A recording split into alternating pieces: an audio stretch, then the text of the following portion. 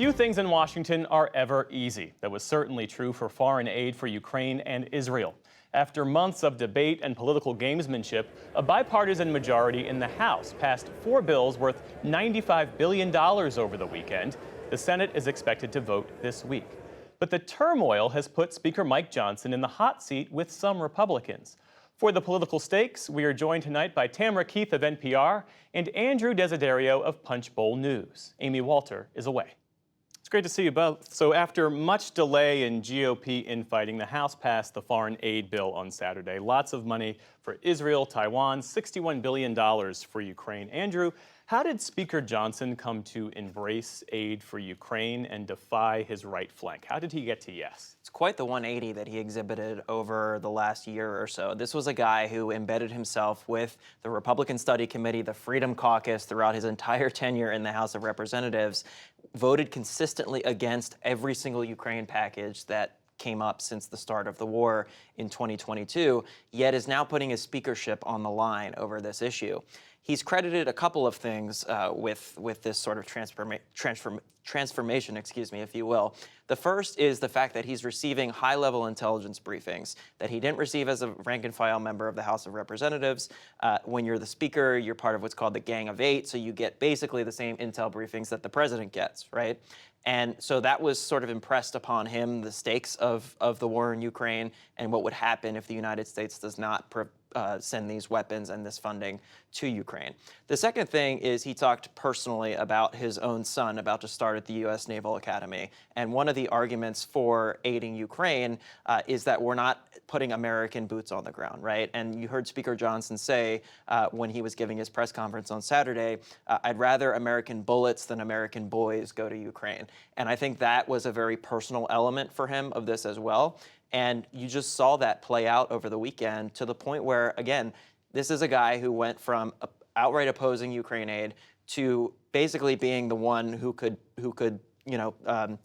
influence the tide of this war by deciding to bring this aid package to the floor and having it passed. And Tam, how does the White House view all of this being split up into individual bills? And is there anything that could threaten the expected passage in the Senate as early as tomorrow? Right. As long as this gets to the president's desk, the White House is quite happy to have this, what ultimately will be a package, because in essence, this is what President Biden has been asking for a very long time. There aren't poison pills in there. He isn't being jammed. This is what the president was asking for. For months and months, we would ask the White House, what is your plan? How are you going to get this through the House? And their response, they were fairly restrained in their response, and they just repeated this refrain that, if it got a vote, it would get bipartisan support. It would pass with bipartisan support. It was like a mantra. And ultimately, that's exactly what happened. Not expecting, there certainly could be some drama in the Senate, but ultimately expecting that this probably will get to the president's desk and will become law, and everything that involves. Yeah, and one thing that gets a lot less attention is the TikTok bill. What's the deal with that? This bill that requires new ownership for TikTok over the course of the next year. If not, it would be outright banned in the U.S. Right. The House of Representatives cobbled together this bill kind of at the last minute a couple months back, and it basically ignited this big lobbying effort by TikTok and by their allies as well. Basically what it does is it gives TikTok 1 year to divest from ByteDance, which is the Chinese parent company that controls it. And if they do not divest within a year, then the app itself would be banned in the United States.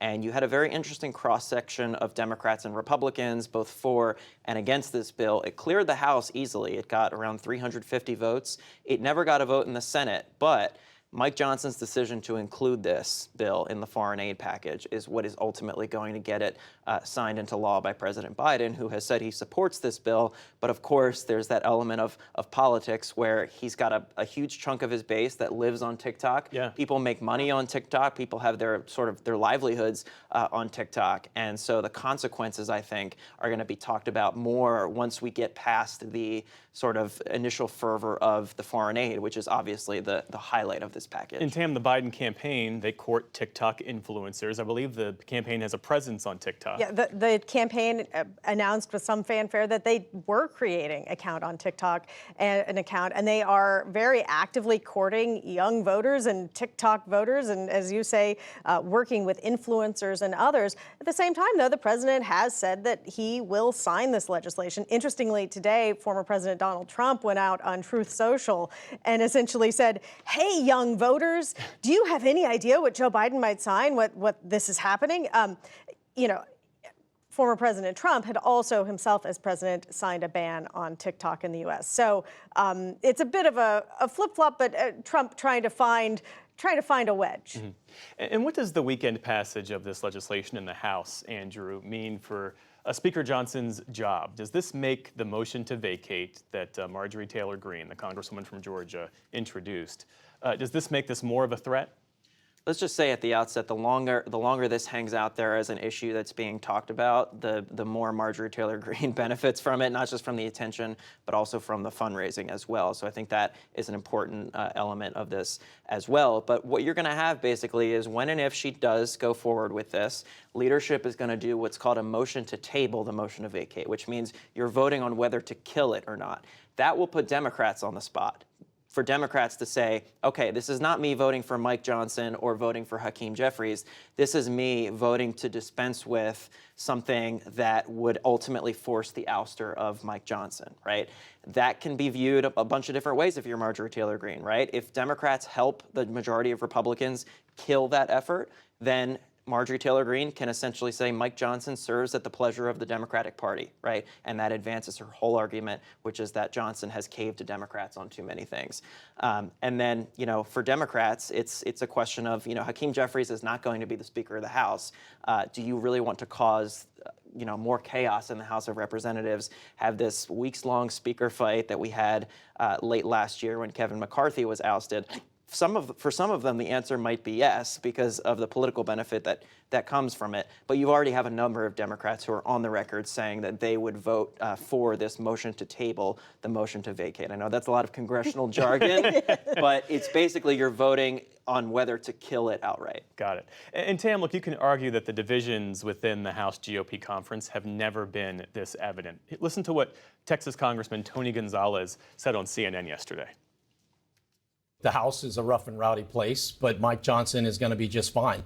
I served 20 years in the military. It's my absolute honor to be in Congress, but I served with some real scumbags. Look, Matt Gaetz, he paid minors to have sex with him at drug parties.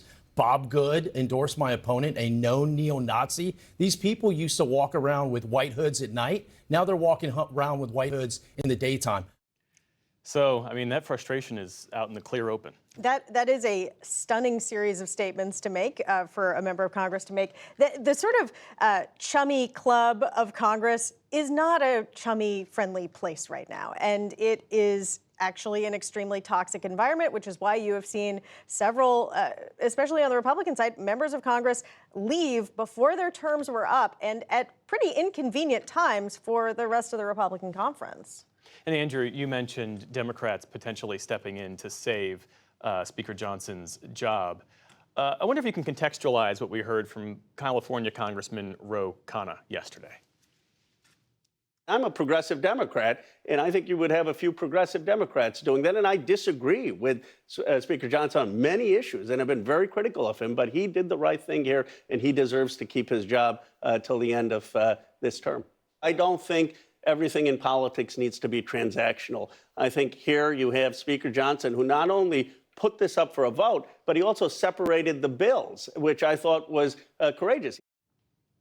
So that could be a real possibility, Democrats stepping into the gap there. Yeah, it could. You already have a number of Democrats on the record saying that they would do this, and that would presumably make up for the small number of Republicans who would vote for this motion to vacate effort.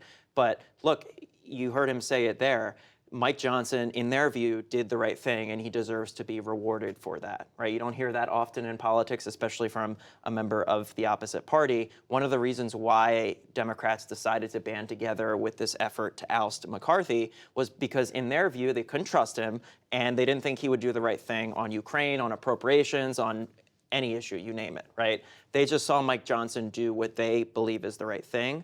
And as a result, this is going to likely be an effort that Hakeem Jeffries, the Democratic leader, blesses, even if he himself doesn't vote to kill the motion to vacate. Andrew Desiderio, Tamara Keith, great conversation. We appreciate it. Thanks.